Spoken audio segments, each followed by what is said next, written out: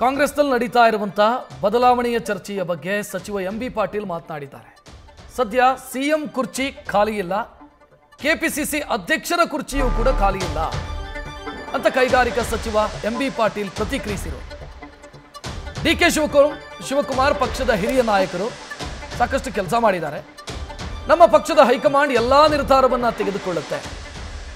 ಇನ್ನು ಕೆಪಿಸಿಸಿ ಅಧ್ಯಕ್ಷ ಸ್ಥಾನಕ್ಕೆ ನಾನು ಆಕಾಂಕ್ಷಿ ಅಲ್ಲ ಅಂತ ಎಂಬಿ ಪಾಟೀಲ್ ಹೇಳಿಕೊಂಡಿದ್ದಾರೆ.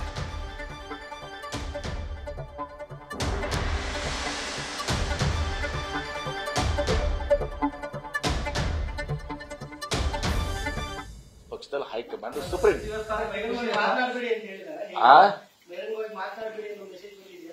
ಅದು ಯಾವಾಗಲೂ ಇದ್ದಿದ್ದೆ. ಪಕ್ಷದ ಏನೇ ಆಂತರಿಕ ವಿಚಾರಗಳಿರ್ತವೆ, ಅಭಿಪ್ರಾಯಗಳಿರ್ತವೆ, ಅದರ ಪಕ್ಷದ ಒಳಗಡೆ ಹಂಚ್ಕೊಳ್ಳಿಕ್ಕಂತ ಅವಕಾಶ ಇದೆ. ಈಗ ಕೆಪಿಸಿಸಿ ಅಧ್ಯಕ್ಷ ಸ್ಥಾನಕ್ಕೆ ಸತೀಶ್ ಜಾರಕಿಹೊಳಿ ಮತ್ತು ಈಶ್ವರ್ ಖಂಡ್ರೆ ಹೆಸರು ಅಷ್ಟೇ ಇದೆ. ತಾವೇನೋ ರಿಜೆಕ್ಟ್ ಮಾಡಿದೀರಾ? ನಾನು ನೋಡಿ, ಕಾಂಗ್ರೆಸ್ ಪಕ್ಷದಲ್ಲಿ ಅಕ್ಸೆಪ್ಟ್ ರಿಜೆಕ್ಟ್ ಇದೆಲ್ಲ ಇರೋದಿಲ್ಲ. ಕಾಂಗ್ರೆಸ್ ಪಕ್ಷದಲ್ಲಿ ಕಾಂಗ್ರೆಸ್ ಪಕ್ಷ ಹೈಕಮಾಂಡ್ ಏನಿರ್ತದೆ ಎಲ್ಲರೂ ತಲೆ ಬಾಗಿಸಿ ಒಪ್ಕೊಳ್ಬೇಕಾಗ್ತದೆ. ಹೀಗಾಗಿ ಆ ಇಷ್ಟೇ, ನಾನು ಕೆಪಿಸಿಸಿ ಅಧ್ಯಕ್ಷರ ರೇಸ್ನಲ್ಲಿ ಇಲ್ಲ. ನಾನು ಕೆಪಿಸಿಸಿ ಅಧ್ಯಕ್ಷ ಸ್ಥಾನ ಕೇಳಿಲ್ಲ. ನಾಯಕತ್ವ ವಹಿಸ್ಕೊಳಕ್ಕೆ ಯಾಕೆ ಇಷ್ಟು ನಿರಾಸಕ್ತಿ? ಯಾವ್ದು ನಿರಾಸಕ್ತಿ ಇಲ್ಲ. ಇವತ್ತು ನಾನು ಸಚಿವನಾಗಿ ಕೆಲಸ ಮಾಡ್ತಾ ಇದ್ದೀನಿ, ನಿಮ್ಗೆ ಅನ್ಸಲ್ವಾ? 2 ವರ್ಷ ಒಂದು ಹಿಂದೆ ನೀರಾವರಿ ಇದ್ದಾಗ 5 ವರ್ಷ ಡಿಪಾರ್ಟ್ಮೆಂಟ್ ಅನ್ನು ಬೆಳೆಸಿದ್ವಿ.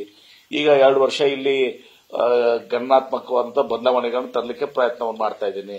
ಅದು ಕಾರ್ಯಕ್ರಮ ಮುಂದುವರಿಬೇಕಾಗ್ತದೆ. ಅರ್ಧಕ್ಕೆ ಬಿಟ್ಟು ಅದನ್ನು ಹೋದ್ರೆ ಅದು ಮತ್ತೆ ಸಫರ್ ಆಗ್ತದೆ.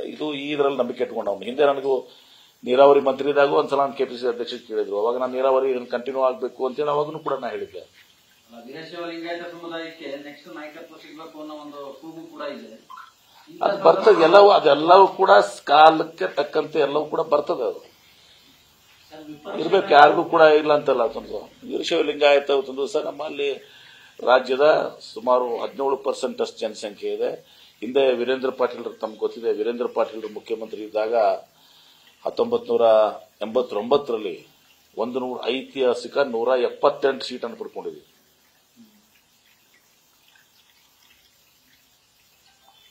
ಹೀಗಾಗಿ ನಾವು ಎಲ್ಲ ವೀರಶೈವ ಲಿಂಗಾಯತರದ್ದು ಒಂದು ಇದು ಏನಂದ್ರೆ ಎಲ್ಲ ಜೊತೆ ನಾವು ಬಾಂಧವ್ಯವನ್ನು ಹೊಂದ್ತೀವಿ.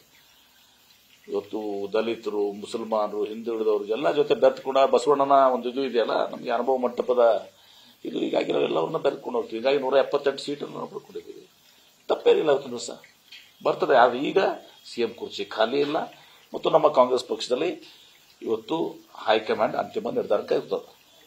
ಕೆಪಿಸಿಸಿ ಅಧ್ಯಕ್ಷ ಸ್ಥಾನನೂ ಕೂಡ ಖಾಲಿ ಇಲ್ಲ. ನ್ಯೂಸ್ ಫಸ್ಟ್ ನಿರ್ಭೀತಿಯಿಂದ ನಿಮ್ಮ ಪರವಾಗಿ.